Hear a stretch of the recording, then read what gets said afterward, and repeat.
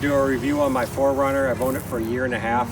I'm going to highlight the things I don't like about it. Now don't get me wrong, I really love this vehicle, but there's some things on it that really get under my skin, especially for an SR5 Premium, which is basically a sticker price of $42,000. First thing I don't like, which some people might like, is when you unlock the car, if you don't get into the vehicle after about 5 minutes, it just locks itself.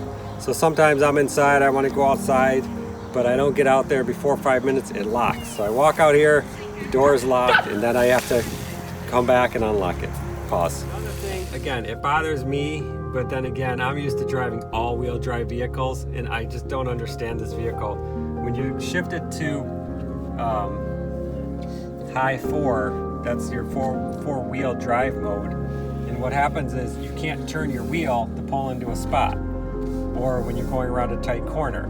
So my problem is, I don't know when to turn this on when it's snowy or not, because if I try to park my vehicle at a grocery store and I'm at 4 high, I'm going to screw up my transmission. So this is a problem for me. I'd rather have an all-wheel drive option on here. I don't even know. I know this is an off-road type vehicle, but for an average daily driver, if I'm driving in the snow in the Michigan winters, I don't know when to turn it to high 4 and when to turn it back to high 2 so I don't screw up the gearing on this vehicle. So that's kind of a sticking point for me.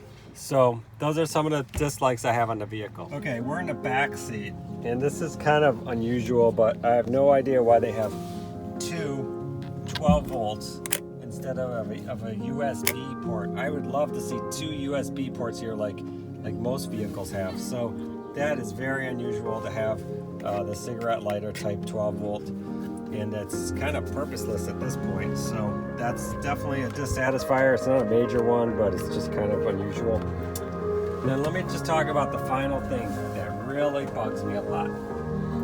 The headlights. They are not auto on, auto off.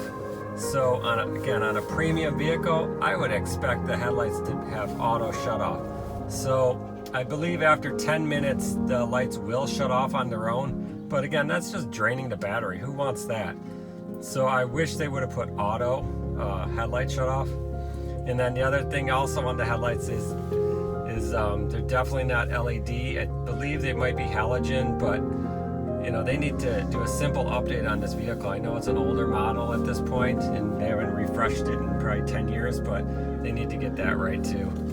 But those are the things I hate, but I do overall really, really love it. Okay guys, another thing that's, again, bothers me a little bit, but might not bother everyone. And this is the weight of the seat. When I recline it, it's fine, it's down. But now, when I try to lift it up, it takes quite a bit of effort. Let me do that one more time. I mean, for me, I can lift this up, but if you're someone with not a lot of muscular strength or whatever issues you may be having, you might not be able to get this seat back up. It probably takes 20, 30 pounds of force at least. So my issue there is really high resistance on getting that seat back up. And if you have some type of issue where you can't lift heavy objects, that's gonna be a problem because you won't be able to get the seat back up. Guys, another thing I don't like, the sun visor. It looks great here. You move it here, all you have to block the sun is this tiny little piece here. I have no idea why they don't do it like Chevy does it, which has the whole thing slide over or have an extender come out. So this is virtually useless. If I try to block the sun, I gotta put it like this or like this.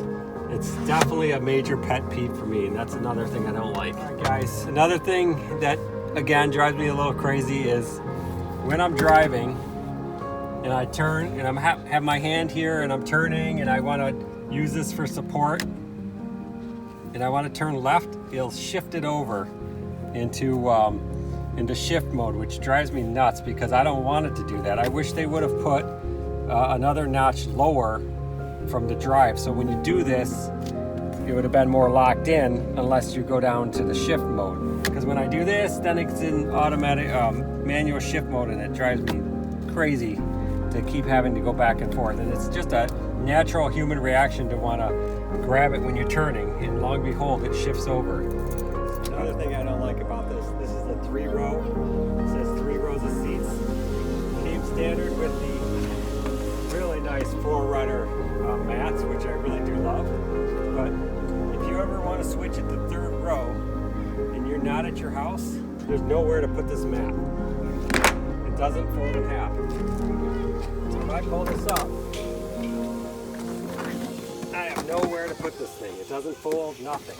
It even says 3rd row latch attachment below, which signifies they know this is 3rd row seat vehicle. What they should have done is probably put 2 creases here so you can fold it over twice and store it right behind here. So that's a major pet peeve because I don't know what to do with this mat after. So that's pet peeve number 3.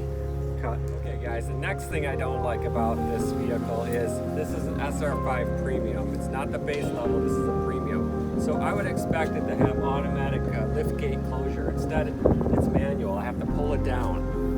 I would expect there to be a button here or something on my key fob, but instead, every time I want to close it, I either have to get out of my vehicle and close it, or if I'm going grocery shopping, I need to come here and take some effort to close it. Also doesn't have automatic open either. So for an SR5 Premium, I would expect way better. Pause it.